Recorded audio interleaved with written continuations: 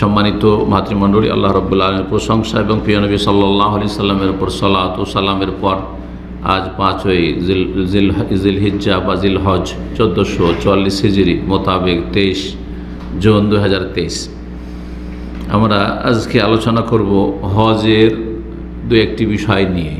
আর সেটা হচ্ছে এহরাম অবস্থায় নিষিদ্ধ কাজগুলি। এহরাম অবস্থায় নিষিদ্ধ কাজ কি? এহরাম অবস্থায় নিষিদ্ধ কাজ হচ্ছে 6টি। পুরুষ নারী সবার জন্য নাজায়েজ। এই কাজগুলি কি? পুরুষ নারী সবার জন্য নাজায়েজ। সেই কাজগুলি 6টি। কয়টি? 6টি। 1 নম্বর হচ্ছে শরীরের পশম, সে মাথার চুল হোক আর মোচ হোক আর যে কোনো পশম হোক, মুন্ডন করা অথবা ছোট করা, পশম ফেলা এক কথায়। 2 নম্বর হচ্ছে সহবাস করা বা সহবাস সংক্রান্ত যৌনাচার করা। যৌনাচার কথাটি আমি সেটা সহবাস না হয়ে এমনিও আলিঙ্গন হইতে পারে, আপনার যৌন চাহিদা নিয়ে আর আরও কিছু হইতে পারে। জি হ্যাঁ, চুম্বন হইতে পারে। জি, তো কি এহরাম অবস্থায় তাহলে সহবাস এবং সহবাসের আগে যেসব কিছু স্বামী স্ত্রী হয়ে থাকে, আপনার স্ত্রী আপনার জন্য অন্য সময় হালাল, কিন্তু এহরাম অবস্থায় হারাম আপনার জন্য। জি, নিষিদ্ধ। এমনকি বিবাহ শাদী হারাম, এটা জানা আছে আপনাদের। এহরাম অবস্থায় আছে আর কেউ এসছে, ধরেন আমেরিকা ইউরোপ থেকে কেউ নিজের মেয়েকে নিয়ে এসছে, আর আপনি যুবক গেছেন হজে আর চিন্তা করছেন, বা উমরাতে এসছেন আর উমরাতে দেখা সাক্ষাৎ হয়ে গেছে, যাক এই হচ্ছে সুযোগ, আর কখন দেখা হয় না, এখানে বিয়ে শাদীটা সেরে নি, কিন্তু তাড়াতাড়ি ফ্লাইট আছে, তাড়াতাড়ি চলে যাবো। বলছে এহরাম অবস্থাতে বিয়েটা সেরে নি। এহরাম অবস্থায় বিয়েটা সেরে নি, চলবে না। নবী সাল্লাল্লাহু আলাইহি ওয়াসাল্লাম লা ইয়ানকিহুল মুহরিমু ওয়ালা ইউনকিহু ওয়ালা ইয়াখতুবু বলছেন, মোহরেম ব্যক্তি এহরামে থাকা অবস্থায় বিয়েও করতে পারবেন না, বিয়ে দিতেও পারবেন না, অভিভাবক হতে পারবেন। মেয়ের বিবাহ দিচ্ছে ওলি হয়ে, সেটাও দেওয়া হারাম। ওয়ালা ইয়াখতুবু, এমনকি প্রস্তাবও দিতে পারবে না। সাফা মারওয়ায় দেখা হয়ে গেছে, হ্যাঁ বাইতুল্লাহর তওয়াফ করেছে, ওই সময় দেখা হয়ে গেছে। বলছে এই সুযোগ কখন দেখা হয় না হয়, কমপক্ষে প্রস্তাবটা দিয়েই দিই। তো যদি আপনার তো মেয়ে আছে, যদি বিয়ে দিতে চান তো আমি আছি, বা আমার একটা ছেলে আছে, পায়গাম দিয়ে দেন। নাজায়েজ কাজ করলেন আপনি, হারাম কাজ করলেন। জানা আছে মশলা? শুনেছেন কখনো? কে জানে? হ্যাঁ মশাল্লাহ, কিছু বাইরে তো জানেন, তারা নিয়মিত আসছেন।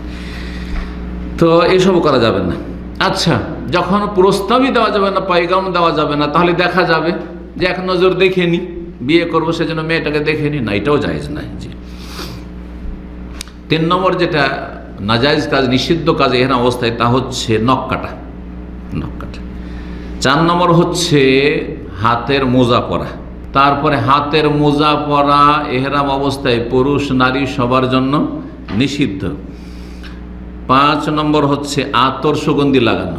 আতর সুগন্ধি লাগানো এটাও সবার জন্য নাজায়েজ, পুরুষ নারী সবার জন্য নাজায়েজ।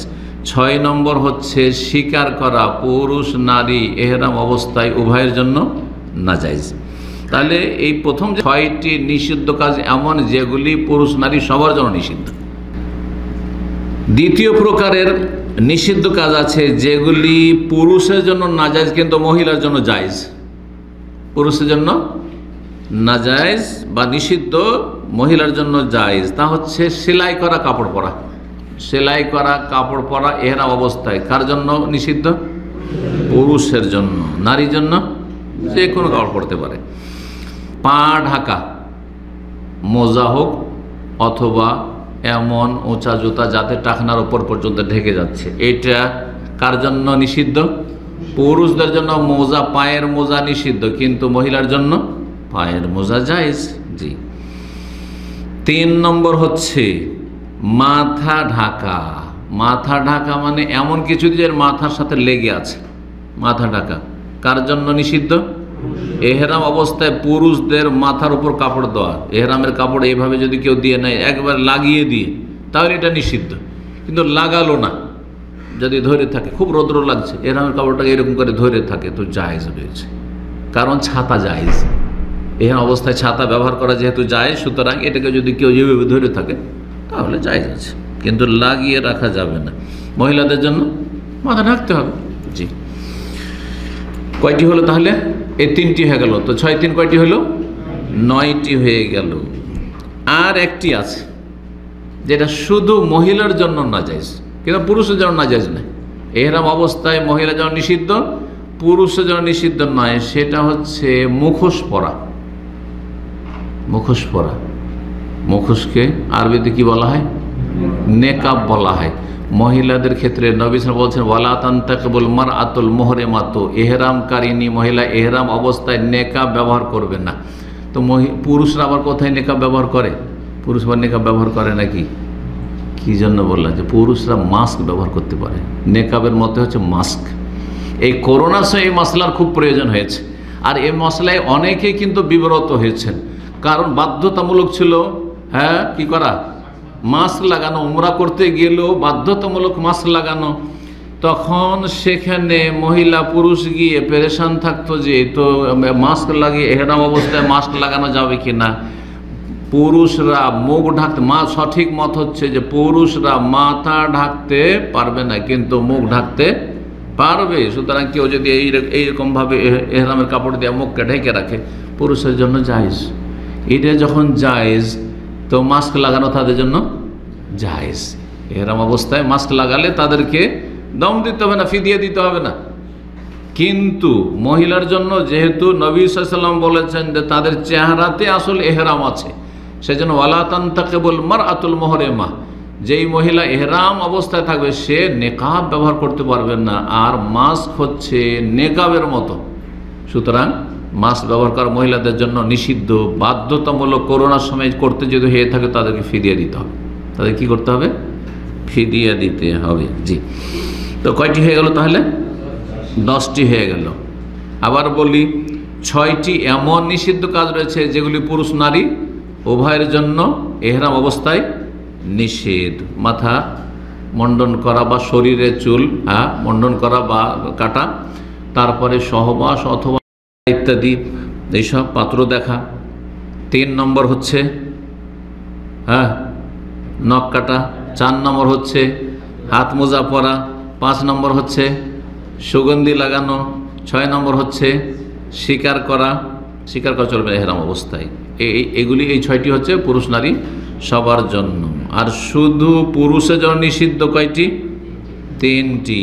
সেলাই করা কাপড় পরা, আর কি? আর পায়ের মোজা পরা, আর মাথা ঢেকে রাখা। মাথায় কোনো কিছু লাগিয়ে ঢেকে রাখা, সেটা রাখা। কিন্তু মাথায় ঢাকলো না, মাথার বোঝা নিতে পারবে কিনা? এখন কোনো পুরুষ ধরেন মাথা যদি কাপড় দিয়ে ঢেকে রাখে অথবা কোনো কিছু দিয়ে একবারে সাইডে ঢেকে রাখে তাহলে নিষেধ। কিন্তু সে বোঝা নিয়ে আছে, তাতে তার মাথা মোটামুটি ঢেকে আছে। মাথার উপর যদি একটা কার্টন নিয়ে থাকে তো ঢেকে না, তো নিতে পারবে না। এটাকে কি মাথা ঢাকা বলবেন না মাথায় বোঝা বহন করছে বলবেন? তো বোঝা বহন জায়েজ রয়েছে। জি, যেটি শুধু মহিলার জন্য নিষেধ কিন্তু পুরুষের নিষেধ নয়, সেটা হচ্ছে মুখোশ ব্যবহার করা বা নেকাব ব্যবহার করা। তাহলে টোটাল আমাদের কাছে কয়টি হলো? 10টি বিষয় হলো। এই 10টি কাজ এহরাম অবস্থায় নিষেধ, পুরুষ এবং নারীর জন্য বিভিন্ন স্তরে, যেমনটা বিস্তারিত আলোচনা করলাম। এখানে আলোচনা শেষ করছি। আল্লাহ রাব্বুল আলামিন যেন কবুল করেন এবং সঠিক কথা বলার আর ভুল সংশোধন করার আর সঠিক আমলের আল্লাহ সকলকে তৌফিক দান করেন। সাল্লাল্লাহু আলাইহি ওয়া সাল্লাম আলা নবিয়িনা মুহাম্মদ ওয়া আলা আলিহি ওয়া সাহবিহি আজমাইন।